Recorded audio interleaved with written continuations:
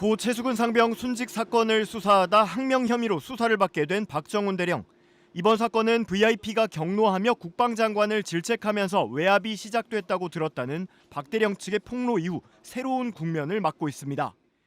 민주당이 대통령 직권남용 의혹을 제기한 데 이어 국민의힘 유승민 전 의원도 KBS 라디오 인터뷰에서 비슷한 문제의식을 드러내며 진상을 규명해야 한다는 입장을 밝혔습니다.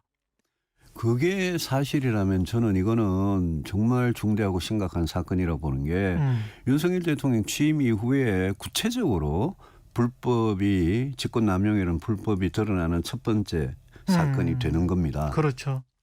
그러면서 유 전 의원은 의혹 관련자인 국가안보실 2차장과 국방비서관 교체가 검토되는 건 핵심 증인 숨기기로 보인다고 분석했습니다. 이들이 현직에 있지 않다면 국정감사나 국정조사에 증인으로 불러내기도 어려울 수 있다는 겁니다. 따라서 이번 사건의 진상을 제대로 밝히려면 특별검사 도입이 필요하다고 강조했습니다. 특별검사를 할 수밖에 없다. 각 대령 말이 진실이라면 대통령도 사람이니까 판단을 순간적으로 잘못할 수 있잖아요. 예. 또 경로까지는 할 수 있어요. 그런데 예. 외압을 행사하면 이거는 불법의 문제거든요. 앞서 민주당도 수사 외압 의혹에 대해 특별검사를 통해 명명백백히 밝혀야 한다며 특검법을 발의할 계획이고 공수처에도 관계자들을 고발했습니다. 특히 서른 의원은 국회 대정부 질문에서 윤 대통령의 직권남용 의혹을 강도 높게 주장했습니다. 본 의원이 볼 때 이 사건은 대통령이 법 위반을 한 것이고 직권남용한 게 분명하다고 봅니다. 지금 총리는 아니라고 이야기하지만은 조사를 하면은 당연히 결론은 직권남용으로 나올 거라고 봅니다. 대통령이 법 위반한 겁니다. 이 같은 공세에 대해 국민의힘은 뒷받침할 만한 증거나 자료 제시도 없이 과도한 주장을 펴는 건 내란 선동 행위라며 서리언의 사과와 발언 철회를 요구한 바 있습니다. 국방부와 대통령실도 이른바 VIP 경로 및 질책 의혹은 사실이 아니라며 반박하고 있습니다. 민주당이 해병대 최상병 순직 사건 진상규명을 위한 특검법을 발의했습니다. 최상병이 수해 실종자 수색에 투입됐다 순직한 지 50일 만입니다.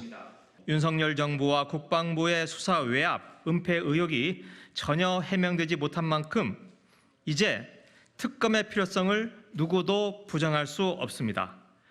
민주당 의원 24명이 공동 발의한 특검법은 최상병의 순직 경위를 수사하는 동시에 대통령실과 국방부 장차관, 법무관리관 등이 해병대 수사단의 수사에 외압을 행사했는지를 규명하는 것이 핵심입니다.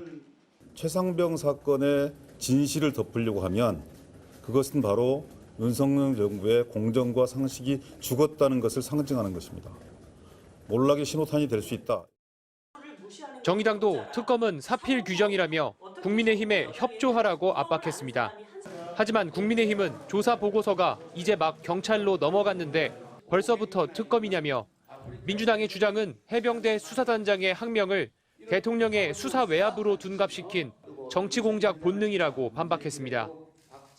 앞서 민주당은 이종섭 국방부 장관이 사건을 경찰로 넘기는 과정에서 해병대 수사단에 혐의자를 특정하지 말라고 지시했다며 사건을 지체 없이 검찰이나 경찰에 이첩하도록 한 군사법원법을 어긴 것이라고 강하게 질타했습니다. 수사기관이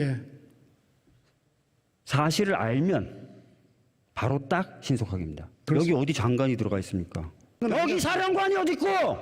기본적으로 조사를 해야 되지 않습니까? 조사를 하고 법리 판단을 해야 되지 않습니까? 그 과정에 시간이 걸린다는 겁니다. 민주당은 내일 의원총회를 열어 특검법을 당론으로 채택할 예정인데 이종섭 국방부 장관에 대해선 탄핵 소추도 검토하고 있습니다. MBC 뉴스 신준명입니다. 전 해병대 수사단장 박정훈 대령에 대한 구속영장 청구서입니다. 군 검찰은 지난 7월 31일 열렸던 해병대 자체 회의를 자세하게 적었습니다. 해병대 부사령관은 이 자리에서 장관 지시사항을 전달합니다. 수사 자료는 법무관리관실에서 최종 정리를 해야 하는데 혐의자를 특정하지 않고 경찰에 필요한 자료만 주면 된다.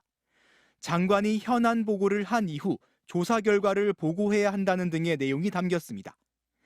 회의에 참석했던 김계환 해병대 사령관의 진술을 군 검찰이 정리한 겁니다. 그동안 이종섭 국방부 장관은 특정인의 혐의를 빼라고 지시한 적 없다고 주장해왔습니다. 혐의자를 특정하지 않고 경찰에 필요한 자료만 주면 된다. 이런 얘기들을 하신 거 맞습니까? 말씀하신 그 혐의자를 포함시키지 않고 보내야 된다 그런 얘기는 한 적이 없습니다. 이 같은 장관의 발언과 반대되는 내용이 군 검찰이 작성한 영장에 담긴 셈입니다. 이에 대해 국방부는 해병대 부사령관이 잘못 알고 진술한 것이라고 설명했습니다. 혐의를 특정하지 않고 사실관계만 적시해 이첩이 가능하다는 법무관리관 보고와 이걸 박 대령에게 설명해주라는 장관의 지시를 모두 장관 지시로 잘못 이해한 거라면서 혐의 삭제를 지시한 게 아니라고 강조했습니다. 그러나 박 대령 측은 혐의를 특정하지 말라는 것 자체가 수사 개입이라고 주장하며 맞서고 있습니다. 혐의자를 특정하지 않고 그냥 서류만 넘겨도 되지 않느냐. 이 법을 만든 개정안 입법자의 의사에 정면으로 배치되는 주장을 앵무새처럼 반복하고 있거든요. 박 대령의 항명 사건을 수사 중인 군 검찰은 소환 조사 내용을 검토한 뒤 기소 여부를 결정할 예정입니다. MBC 뉴스 송희표입니다. 경북경찰청 강력범죄수사대가 사건 기록을 넘겨받은 지 2주 만에 해병대 1사단을 압수수색했습니다. 경찰은 최상병 소속 부대장인 포병 7대대장을 포함해 사건 관계자들에 대한 압수수색 절차를 진행했다고 밝혔습니다. 앞서 국방부 조사본부는 대대장 2명에게만 업무상 과실치사 혐의를 적용했습니다. 하지만 사단장과 여단장에게도 사고 책임이 있다는 정황은 계속 발견되고 있습니다. 경북 예천에 파견된 해병 1사단 포병 대대장들의 카카오톡 대화 내용입니다.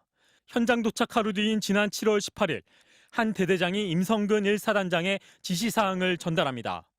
이번 작전은 한 달 작전으로 시행할 것, 간절한 군인 정신과 임무 완수를 교육바람, 호우 피해 복구 작전이란 용어 사용 철저 등의 내용이었습니다. 사단장 지시는 계속됩니다. 5분 후엔 지금 사단장님 전화 지시 중 1시간이 조금 지난 뒤엔 사단장님이 숙소에 오셔서 여단 주임원사에게 왜 이렇게 현장에 늦게 도착해서 느릿느릿 작업하냐고 이야기했다고 말합니다. 구체적인 수색 계획에 대한 대화도 오갑니다. 포3, 포7이 미호, 간방 인근 수변에 집중하자.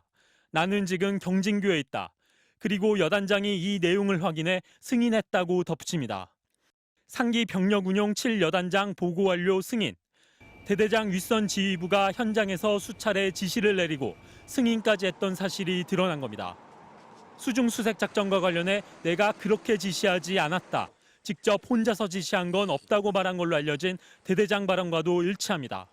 현장에서 구명조끼나 로프를 준비하고 이런 것들에 대해서 지시를 하는 그 당사자, 책임자는 54단장입니까?